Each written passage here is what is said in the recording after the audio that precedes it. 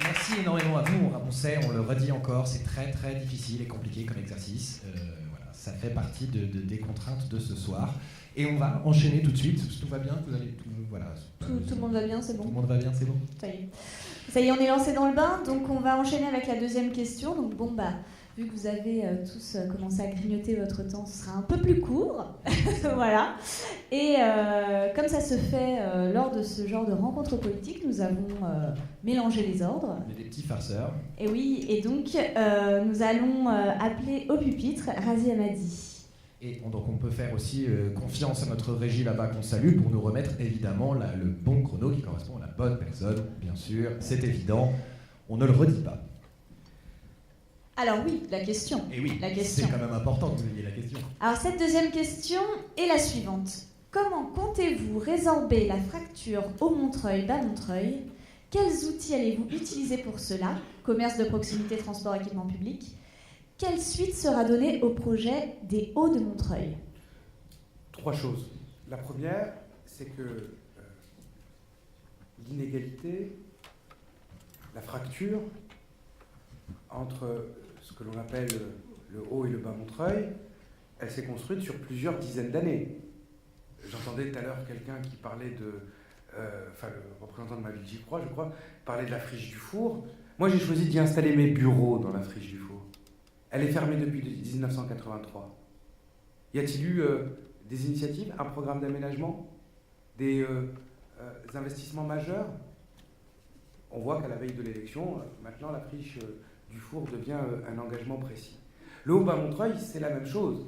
C'est un petit peu cette légende urbaine, mais de quoi parle-t-on ? Est-ce qu'on parle de l'ensemble des territoires qui, en termes de revenus médians, sont au-dessous des 16 000 € par an ? Est-ce qu'on parle des territoires qui sont difficilement accessibles et dont on peut difficilement sortir en transport public ? Est-ce qu'on parle seulement de la géographie ? Est-ce qu'on parle de l'altitude ? Et dans ce cas-là, les Morillons sont-ils plus bas que le quartier des Bel-Air Grand Péché ? Je vais vous dire, je pense que le premier des Hauts et Bas Montreuil qu'il faut supprimer en termes de fracture, c'est celui qu'il y a dans les têtes. Nous avons des Montreuillois qui peuvent vivre 30, 40, 50 ans à Montreuil, dans ce que l'on appelle le Bas Montreuil, et ne jamais rejoindre le Haut Montreuil, ne jamais le visiter. C'est pas scandaleux. Mais c'est ça qu'il faut essayer de comprendre. Ou des gens du Haut Montreuil qui passent par le Bas Montreuil ou le cœur de Montreuil, par la municipalité ou seulement pour rejoindre le métro. Donc, si on veut rompre avec la fracture Haut-Bas Montreuil, la première rupture, celle qui fait qu'il y a un Haut et un Bas Montreuil dans les têtes, la première, c'est la question de l'appropriation publique, l'appropriation des espaces publics.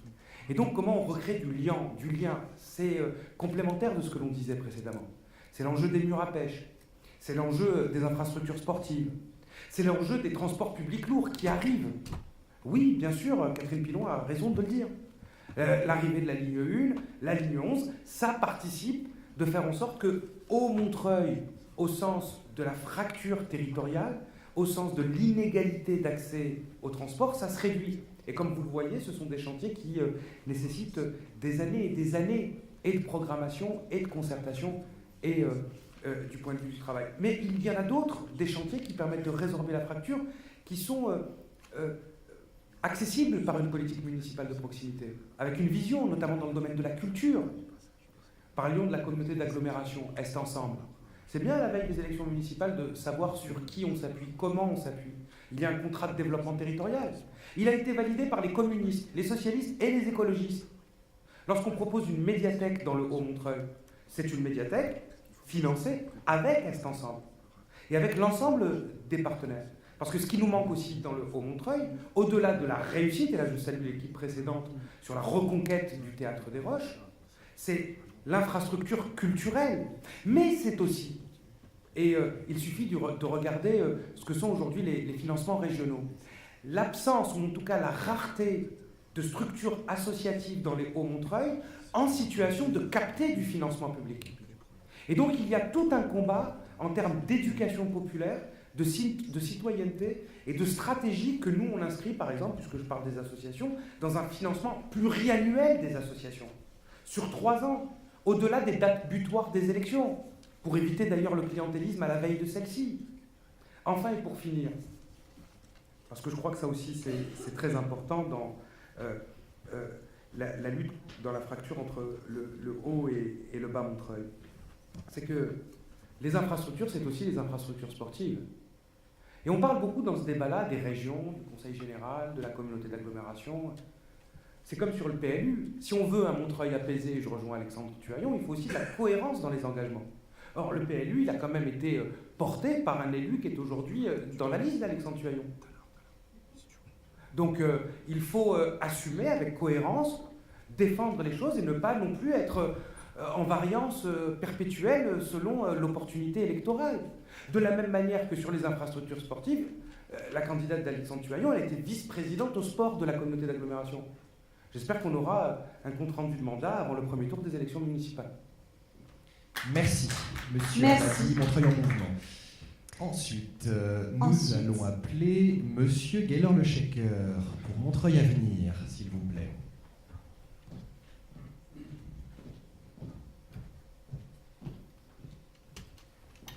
Merci. Très rapidement, puisque le temps défile. Fracture haut-bas Montreuil, c'est un terme que nous, on n'aime pas tellement. C'est un terme qui est apparu en 2008. On part du principe que quand vous discutez avec les habitants du quartier des Ramenas, au Ruffin, place Le Morillon, ils aiment leur quartier. Par contre, ce qu'ils pointent, c'est qu'ils ont une difficulté à se retrouver et à se sentir concernés par ce qui va se passer dans le bas Montreuil ou dans le centre-ville. Donc on revient à la question de la manière dont on retisse le lien entre les habitants du haut Montreuil, du bas Montreuil. Il y a aussi la question de l'aménagement de l'espace public. Comment peut-on accepter que dans certains quartiers, en particulier dans le haut Montreuil, la propreté, l'entretien de la voirie soit un peu trop souvent délaissé. C'est un vécu qui est ressenti à juste titre par les Montreuillois. J'ai entendu beaucoup de choses. Nous, il y a une chose précise. Dès le lendemain de l'élection, un plan pluriannuel d'investissement permettant de rattraper le retard pris, notamment en matière d'investissement public sur le Haut-Montreuil. C'est la question des équipements publics qui a été évoquée tout à l'heure. C'est aussi un travail à entreprendre, peut-être en regardant de l'autre côté du périphérique pour une fois une opération qui fonctionne plutôt pas mal concernant la question du commerce, comment faire revenir du commerce dans nos quartiers. C'est vrai d'ailleurs aussi pour la rue du Capitaine Dreyfus. Ça a été fait à Paris. Je ne sais pas si c'est applicable en l'état. En tous les cas, on a commencé à y travailler avec certains de nos conseils et de nos experts. Mais la mise en place de cette scène qui a été imaginée à Paris pour faire revenir du commerce dans certaines rues piétonnes qui avaient été complètement désertées, ce n'est pas totalement stupide. Ça permet de se réapproprier des espaces commerciaux vides, de récupérer les beaux commerciaux et de pouvoir encourager l'installation de commerce de qualité, de commerce de bouche, de leur permettre de s'installer, de se faire leur clientèle, de s'installer dans leur quartier, y compris de s'ouvrir sur leur quartier, qu'il y ait un lien social qui puisse se tisser et que la puissance publique, par l'intermédiaire de cet outil qui est une scène, puisse accompagner ces installations. Toujours sur la question du haut et du bas Montreuil, sur la question des transports, nous l'avons dit, ce sont les navettes inter-quartiers. Sur la question du devenir des projets en cours, nous ne sommes pas dans une logique de la revanche et de la table rase du passé. Nous sommes dans une logique très claire. Au lendemain de l'élection, nous reprenons un à un tous les dossiers en cours. Nous voyons ce qui est engagé, qui marche, qui fonctionne, sur lequel nous sommes d'accord. Nous remettons en cause ce sur quoi il y a des désaccords fondamentaux. Et nous interrogeons la pérennité d'un certain nombre d'équipements, ou nous posons la question sur un certain nombre d'équipements. Je reprends la question du parc aquatique écologique. Nous ne sommes pas pour faire venir un bulldozer, comme certains ont pu le dire, pour raser ce qui a déjà été engagé. Ce serait coûteux et complètement irresponsable. Par contre, nous sommes pour remettre à plat, dans un rapport de force au sein de la communauté d'agglomération, puisque ce qui se passera le 23 mars à Montreuil, nous l'espérons, pourrait se passer dans d'autres villes du département, et donc rétablir les rapports de force pour permettre de revoir toutes ces questions-là. Voilà quelques-unes des propositions très concrètes que nous faisons pour essayer de travailler sur le lien entre nos quartiers. Merci. Alors, nous allons appeler, donc toujours pour cette même question, Aurélie Jochot pour la liste Lutte ouvrière.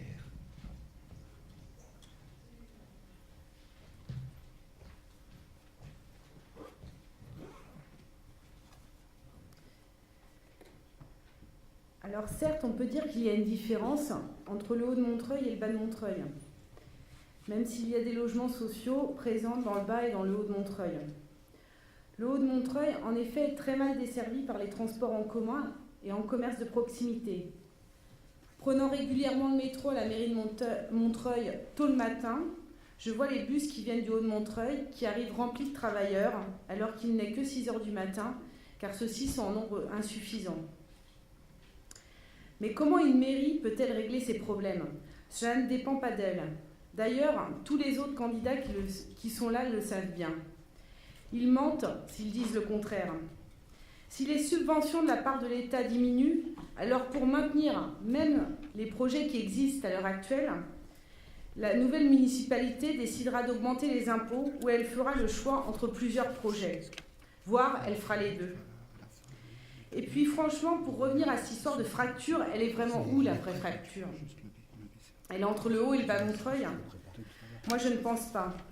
La vraie fracture, elle est vraiment entre les grandes familles bourgeoises et les grandes familles bourgeoises qui sont riches à milliards. Et elles ne vivent pas à Montreuil. C'est là qu'elle est la fracture, entre la bourgeoisie et les travailleurs de ce pays. Il y a d'un côté les entreprises du CAC 40 qui annoncent des profits en augmentation de plus de 6% depuis l'année dernière.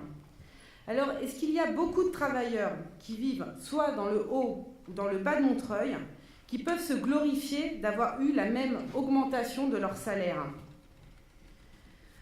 Pour garder une part croissante de son budget à la disposition des grandes entreprises et de la grande bourgeoisie, l'État se décharge sur les municipalités de ces quelques fonctions utiles à la population. Et non seulement il ne leur donne pas les moyens supplémentaires, mais en plus l'État leur en enlève. Et il y a autre chose. Même dans les élections dites locales, nous, à Lutte ouvrière, nous tenons à exprimer les intérêts collectifs de l'ensemble du monde du travail. Et d'ailleurs, ces élections ne sont pas locales du tout. Les résultats seront regardés d'un point de vue national. Les votes pour le Parti socialiste ou pour les autres partis de gauche seront un soutien à la politique du gouvernement. Et les votes de la droite et de l'extrême droite seront une pression pour faire une politique encore plus au service du patronat. Car les solutions favorables aux classes exploitées ne sont pas locales. Et parce que le problème du rapport de force ne se pose pas entre les municipalités et l'État central, mais entre la classe ouvrière d'un côté et la bourgeoisie et son État de l'autre. Les intérêts de la classe ouvrière correspondent à ceux du plus grand nombre. Lutter pour les exigences fondamentales de la classe ouvrière, c'est se battre pour que la classe productive ne soit pas poussée vers la déchéance. C'est sauver ce que la société a de plus vital. C'est se battre pour sa jeunesse, c'est se battre pour l'avenir de toute la société. Merci beaucoup. Merci. Alors Simon, qui on appelle? Ah, c'est une bonne Ah. C'était pas ton tour. Donc maintenant, nous allons appeler donc Madame Catherine Pilon. Pour Ensemble pour Pour Montreuil. Ensemble pour Montreuil, s'il vous plaît. Pas très élégant, Ensemble pour Ensemble pour Montreuil, mais bon, c'est pas grave. C'est parti. Donc, rebonsoir. La fracture entre le haut et le bas de Montreuil, c'était un thème fort de la campagne municipale de 2008. Et il est vrai que c'est pas si simple que ça. C'est-à-dire qu'on se rend bien compte quand on fait un diagnostic social approfondi de la ville qu'il y a des poches de pauvreté très importantes dans le bas de Montreuil et que les inégalités, elles ne sont pas juste entre le haut et le bas. Mais quand même, il y avait un sacré rattrapage à faire pour les équipements du haut de Montreuil, les équipements publics, j'entends. Les écoles de Montreuil, dans le haut, étaient en mauvais état, en bien plus mauvais état que ne l'étaient les écoles de centre-ville bas Montreuil surtout. Et donc il a fallu rattraper ça. Et il y a eu un gros boulot pour rattraper le niveau de ces équipements. Il y a eu le Bel Air Grand Péché et tout le programme de rénovation urbaine et sociale du Bel Air Grand Péché qui a vraiment permis, je pense, de réduire les inégalités. Aujourd'hui, Bel Air Grand Péché, les écoles sont rénovées. Il y a un centre de quartier qui va ouvrir. Il y a un nouveau centre de santé qui a ouvert pour les habitants. Il y a 2 crèches qui sont arrivées aussi. Et donc ce quartier-là, qui était vraiment un quartier où il y avait les plus forts indicateurs de chômage, des jeunes, mais pas seulement, où il n'y avait aucun centre de santé, il va mieux et il va continuer à mieux aller. Demain, ce sera le tour de l'anneau, avec un programme de rénovation urbaine qui reste encore à conduire, à défendre auprès du gouvernement, mais on ne désespère pas d'y arriver, pour que vraiment, à l'anneau, il y ait un investissement aussi important que ce qui a pu avoir lieu à Bel-Air-Grand-Péché. Les Ruffins, les Morillons, le parc Montreux, eux, ils vont vraiment bénéficier directement de l'arrivée du tramway. Et autour du tramway, on pourra construire un morceau de ville qui soit vraiment, qui permette vraiment d'offrir de nouveaux équipements tout au long du tracé du tramway. Il y a déjà eu l'extension de l'IUT, il y a déjà la piscine écologique qui va s'installer dans ce quartier. On a déjà mis aussi le parc à Bout, le nouveau centre social du quartier Le Morillon. Voilà, bref, ça avance. Et puis enfin, la Boissière, avec la rénovation des roches, avec l'installation du premier synthétique de Montreuil sur le terrain Jules Verne, avec la maison des parents. Là aussi, on a été vraiment dans un rattrapage des équipements publics pour le Haut-de-Montreuil. Et ça, c'est quelque chose qu'on a vraiment porté, dont on est assez fiers et qu'on souhaite poursuivre, si jamais vous nous faites confiance. Il y a les équipements publics, j'en ai parlé. Il y a évidemment aussi les transports en commun, on en a parlé tout à l'heure. Eux aussi, ils permettront de rééquilibrer entre le haut et le bas. Et ces transports, ils permettront aussi aux habitants du bas Montreuil de monter dans le haut Montreuil. Parce que nous, on n'a pas une vision de la ville avec un centre-ville, comme c'était un peu le cas avant, avec sur la place du centre-ville, il y a la mairie, puis on rajoute le super théâtre, puis on rajoute le super cinéma. Et dans les autres quartiers, il n'y a pas grand-chose. Nous, on souhaite vraiment qu'il y ait des équipements intéressants dans tous les quartiers qui drainent les Montreuillois pour aller au Théâtre des Roches, parce qu'il n'y a que là qu'on fait des apéroches, pour aller au Ruffin, parce qu'il n'y aura que là qu'il y aura la piscine en plein air, etc., etc. Le projet d'écoquartier, bien sûr, on veut le continuer et on veut le poursuivre. Ça permettra d'avoir un quartier équilibré, qui n'a pas à réparer les bâtiments parce qu'ils n'ont pas été pensés pour une ville durable, mais qui permet de tout faire d'un coup, c'est-à-dire de vraiment penser la ville de demain et de la construire avec une école zéro énergie, avec des parcs adaptés, avec des équipements sportifs prévus en nombre suffisant pour les habitants qui arriveront dans ce quartier. Donc voilà. Ce qu'on veut reproduire aussi de l'écoquartier, c'est la méthode de concertation. On en a beaucoup parlé pendant le mandat. L'expérimentation de la fabrique qui permet de faire discuter les habitants, les techniciens, les experts, les élus, pour que la ville se fasse non pas seulement pour les habitants, mais avec eux. Et bien, cette façon de travailler avec la fabrique des Hauts-de-Montreuil, on va la généraliser sur toute la ville parce qu'on pense que c'est reproductible pour aménager les autres quartiers de la ville. Voilà. Merci. C'est bien, ça vous maintient au chaud. On va donc appeler maintenant Alexandre Tuaillon pour élire Montreuil. Et oui, le temps est là. Oui, je vais faire je vais essayer de le diviser. La fracture, effectivement, qui la vit moins ou plus, c'est vrai qu'elle est souvent perçue comme une fracture de transport, comme première forme de fracture, et c'est vrai qu'on la vit peut-être moins dans le bas que dans le haut Montreuil. Mais au-delà de ça, la fracture, elle peut être, si elle existe, elle peut être résorbée par différentes politiques, en tout cas atténuée par différentes politiques. Évidemment, la création d'équipements publics, on en a parlé. Pour notre part, nous nous sommes engagés sur une médiathèque et sur un instrumentarium. Et puis, il y a évidemment la question de l'accès aussi aux autres formes de services publics, et notamment aux mairies annexes, qui sont un élément important et sur laquelle notre ville est en retard par rapport à ce que la loi prévoit. Et puis, bien évidemment, il s'agit de continuer la réhabilitation programmée d'équipements publics, culturels ou sportifs. Sur les Hauts-de-Montreuil, la fabrique, un grand succès populaire, excusez-moi, mais alors en termes de participation populaire, ça n'y est pas. Le compte n'est pas là. Donc, si vous voulez, dans le prochain mandat, développer ça dans toute la ville, je m'inquiète. Sur la question des transports, il y a des choses qui dépendent de Montreuil et puis des choses qui dépendent moins de Montreuil.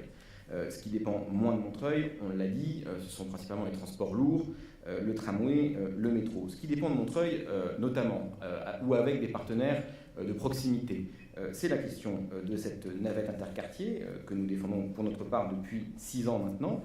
Et puis c'est bien évidemment la question de l'autolib qui est un élément complémentaire de mobilité. Ce n'est pas l'alpha et l'oméga d'une politique de mobilité, mais ça peut compter. Alors l'autolib, je suis désolé, mais si on avait adhéré à Autolib au moment du lancement de ce système, ça aurait coûté moins cher que de rattraper aujourd'hui, et si vous vous renseignerez, ça aurait coûté moins cher que de rattraper le projet en cours de route une fois qu'il est lancé.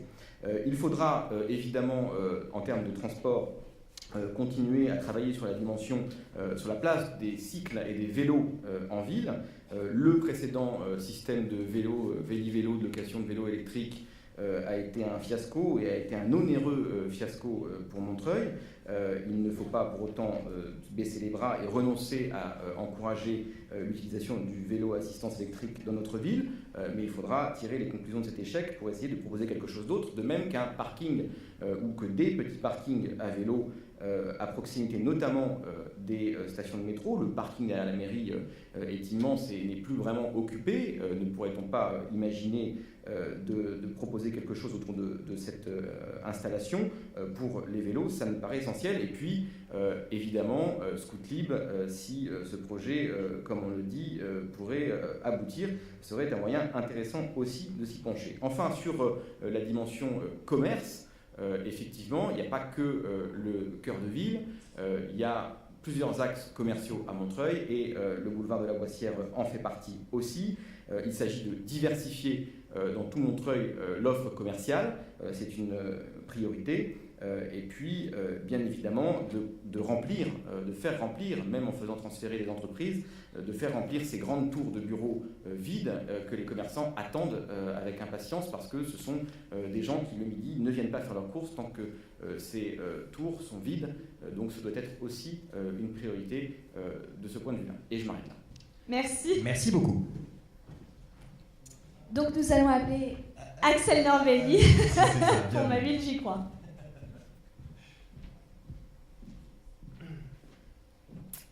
Merci. Je pense que ce n'est pas la peine de parler du haut et du bas Montreuil, de la fracture, etc., si on ne parle pas avant de ce qui se passe au-dessus. Il y a des choses très intéressantes qui ont été dites à propos du Grand Paris, donc je vais prendre, même si le temps s'écoule, le temps de revenir rapidement là-dessus. Donc Madame Laporte, vous dites, alors je ne pensais pas un jour que je vous remercierais, mais vous dites, nous aussi on est pour le Grand Paris en vous adressant à Monsieur Hamadi, mais je vous remercie parce que ça clarifie les choses sur la, dirons-nous, le fait que le projet de Sarkozy et le projet de Hollande, mais bien sûr que c'est le même. Et donc quand le Parti Socialiste soutient le Grand Paris, il soutient un projet de l'UMP. Au moins ça met au clair les choses. Alors pourquoi, au lendemain des élections présidentielles, le Parti Socialiste fait cette sorte de trahison aux électeurs, en tout cas en ce qui concerne le Grand Paris? Mais c'est très simple. C'est la tentative des socialistes dans notre région à mettre la main sur 124 communes, avec derrière l'ombre de Don Bartolone, dont vous avez tous entendu parler maintenant, qui essaye lui aussi de mettre la main sur le pactole. C'est ça qui se passe en fait en coulisses. Donc au bas Montreuil, vous vous imaginez bien que eux, ça les intéresse pas tellement. Et donc c'est pour ça que c'est important d'y revenir. Monsieur Le Shaker, vous parliez tout à l'heure de concertation, mais c'est très très bien et on est entièrement d'accord sur ce point-là. Mais comment on fera pour la concertation quand les salles de pouvoir seront si éloignées des citoyens évidemment que personne ne sait ce qui s'y passera? On prend à échelle moindre Est Ensemble, vous voyez quand même la catastrophe ce que c'est. Toutes les communautés d'agglomération de la région parisienne s'accordent pour dire qu'Est Ensemble est l'échec de la région parisienne, contrairement à Grand Paris Seine-Ouest, contrairement à Pleine Commune, etc. Donc voilà, ça me semblait très important de redire ça et d'en profiter pour dire que nous sommes les seuls à dire clairement et à expliquer comment ça se passera, que nous sortirons d'Est Ensemble en cas de victoire dans quelques semaines. Si les Montreuil décidaient de nous faire confiance. Ensuite, je reviens sur quelque chose et vous allez voir pourquoi ça concerne directement ce que vous avez appelé la fracture entre le haut et le bas Montreuil sur l'emploi. Monsieur Hamadi a dit une exactitude, pour ne pas dire autre chose, et j'aimerais revenir dessus, concernant les zones de bureaux qui auraient augmenté le prix du mètre carré. Alors bon, chacun sait, quand on travaille un petit peu sur les dossiers, que les deux choses, entre prix du mètre carré de logement et le prix du mètre carré et l'arrivée de bureau, le prix du mètre carré de bureau, ce n'est pas du tout mécanique. Mais à part cela, c'est faux. La zone dont vous parlez à côté donc dans le Bas-Montreuil a permis au contraire de ralentir la progression du prix du mètre carré logement, puisque ça a créé une zone tampon entre Vincennes et Montreuil. N'importe quel Montreuillois peut vous le confirmer, puisque chacun sait que le prix du mètre carré à Vincennes et le prix du mètre carré, je parle de logement à Montreuil, est bien différent. C'est ce qui a permis cette zone d'activité. Alors, c'est très étonnant parce que du coup, vous nous reprochez de créer de l'emploi, ou en tout cas d'en avoir créé à l'époque. Bon. Alors comment vous allez financer vos propositions, Monsieur Hamadi? C'est certainement pas avec la politique nationale que mène votre parti, et je pense évidemment à la politique d'austérité et le très actuel pacte de responsabilité que vous avez signé en complicité avec le MEDEF, qui donc va verser 50 milliards d'euros qui s'écouleront dans les caisses des entreprises sans contrepartie. Et c'est la fin de cette phrase qui est très importante, sans contrepartie. N'importe quelle association sait que quand on utilise l'argent public, il y a des contreparties. Pourquoi pas ces entreprises? Vous n'aurez évidemment pas le temps de répondre. Vous n'avez jamais eu le temps d'ailleurs. Donc voilà, je vous redemande, si on ne fait pas venir l'emploi, s'il n'y a pas ces zones d'emploi, que ce soit, là on parlait du Bas-Montreuil, mais tout à l'heure on parlait évidemment du Haut-Montreuil, et je reviens sur cette histoire de fracture, dites-moi comment vous allez financer vos propositions. Alors vous ramenez à l'échelle, oui, si chaque maire faisait, mais Monsieur Hamadi, vous êtes candidat à Montreuil, j'espère bien que vous comptez faire mieux que tous les autres et mieux que tous les autres maires si vous comptez être maire de Montreuil. Donc évidemment qu'il faut faire mieux que les autres et l'échelle que vous nous avez proposée n'est pas pertinente. Donc pour finir sur ce sujet, nous luttons contre l'austérité. Nous avons toujours été clairs à ce sujet et on parlait tout à l'heure au début, j'introduisais là-dessus sur la diversité des gauches à Montreuil. Voilà un bon exemple qui nous différencie sur les différentes listes. Nous sommes, à ce jour, les seuls à avoir un discours clair à ce sujet, aucune alliance avec les partis du gouvernement, PS et les Verts, pour les raisons que je viens d'évoquer sur l'austérité. C'est le discours national du Front de gauche, ce que je viens d'évoquer, c'est le nôtre, et je profite du débat de ce soir, puisque tout le monde s'en est réjoui, pour demander à la liste Montreuil Avenir, qui a sur sa communication les logos des partis qui composent le Front de gauche, si ce soir, devant les auditeurs, ils peuvent prendre l'engagement solennel à eux aussi combattre l'austérité et à ne pas s'allier au second tour avec les partis du gouvernement. Merci. Sans feindre de découvrir au lendemain du premier tour si oui ou non ils vont bien vouloir lutter selon les résultats, ce qui serait encore plus inquiétant. Très rapidement pour répondre à la question, puisque je vois le temps s'écouler, je serai très rapide aussi sur la suivante. Donc, sur la fracture, très important, sur la fracture au Bas-Montreuil, très important, les transports. Il faut absolument débloquer, il faut absolument avancer sur la ligne 9. Je ne reviendrai pas sur ce qui s'est passé en fait, sur le terminus de la ligne 9. Il y a aujourd'hui une hésitation entre les murs à pêche et l'hôpital. Nous regrettons évidemment que cette hésitation soit encore aujourd'hui au SDRIF, au schéma directeur, puisque ça va permettre de justifier le non-prolongement de cette ligne. Ensuite, donc il faut absolument avancer rapidement sur les transports. Sur les tacos, il faut reprendre les tacos, c'est une très bonne initiative. Et ça a été cassé par la mairie précédente, il faut les reprendre. La navette interquartier, nous la mettrons également en place, et c'est ce qui permettra de fluidifier les transports. Sur les commerces, nous encouragerons la diversification de ces commerces, notamment grâce au droit de préemption sur les bails commerciaux. La mairie peut récupérer des baux et donc encourager le commerce et inviter de nouveaux commerçants à s'installer. Il y a aussi, je vais m'arrêter là parce que je voudrais avoir un petit peu de temps. Vous allez sur le site internet de Ma Ville J'y Crois, mavillecroix.fr, tout est expliqué très bien. Merci. Ça va être chaud pour la troisième. Et enfin, donc dernière candidate pour cette question, Madame Manon Laporte, pour la liste Pacte citoyen pour Montreuil. Rebonsoir. Avant d'aborder cette fracture entre le haut et le bas Montreuil, j'aimerais revenir sur ce qu'a dit Loutre Ouvrière, en particulier sur ce qu'elle a dit sur la hausse d'impôts. Il n'est pas question pour ma part, d'augmenter la pression fiscale locale. Il s'agit qui est bien trop forte, nous le savons, en Seine-Saint-Denis ou en France, ou ici même, puisque la moyenne est de 1 200 € par habitant, ce qui est énorme, comparativement à Paris ou même une commune comme Vincennes. Je tiens à lui dire que nous nous contenterons de réduire les dépenses inutiles et somptuaires qu'ont fait les autres municipalités il y a plusieurs années.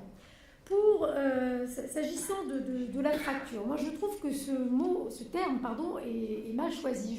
Je préférais parler de ghettoisation du Haut-Montreuil. Parce que ça a été trop longtemps effectivement ghettoisé, merci pour ce sourire, pour des raisons politiciennes. Les différentes municipalités, effectivement, aiment paupériser leur population de manière à ce qu'ils retrouvent les gens qui votent pour eux. Oui, c'est comme ça. Au lieu d'aider les gens à monter, vous aidez à les stabiliser ou à les descendre, c'est parfait. Et moi, justement, je veux qu'ils vivent mieux. Alors comme ça c'est aussi bien. Donc, comment fait-on pour dégoïtiser, désenclaver la ville, les rendre tout aussi riches que le Bas-Montreuil? Effectivement, on parle de transport. Alors, on a beaucoup dit sur les transports. Donc, je vois que mon idée sur les navettes interquartiers que j'ai évoquée il y a quand même 2-3 mois. Oui, mais bon, je l'ai quand même évoqué sur un tract bien avant vous, je le répète. Oui, mais je le dis quand même, parce que le tract, j'avais fait, quels que soient les candidats, bien avant vous. Et d'ailleurs, je vous remercie d'avoir pris mes idées. Donc, s'agissant donc, des navettes interquartiers, c'est une compétence que l'on va reprendre à Est Ensemble, et ça, aucun autre candidat ne l'a dit. Assurer une mixité de logements, ça j'en ai parlé, afin de casser les ghettos, et aussi une mixité de l'offre de commerce de proximité, parce que c'est comme ça qu'on relance l'économie locale, et c'est comme ça qu'on améliore le cadre de vie des habitants. En termes d'équipement public, en plus de notre appui pour l'ambition projet des Hauts-de-Montreuil, vous voyez que je ne critique pas la municipalité l'ancienne municipalité dans son entier programme, et à la place d'une piscine, par contre, là je critique, d'une piscine pharaonique qui coûte quand même plus de 30 millions.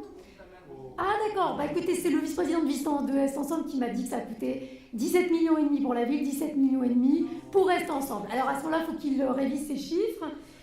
Donc je reprends ce projet extrêmement somptuaire. On propose, et d'ailleurs ce que j'ai proposé dans notre pacte sport et handisport, la création d'un institut national du sport, de l'expertise et de la performance, s'appelle l'INSEP, qui paralympique aux nouvelles normes, bien évidemment, BBC, qui est BATIMKI, la norme de bâtiment basse consommation.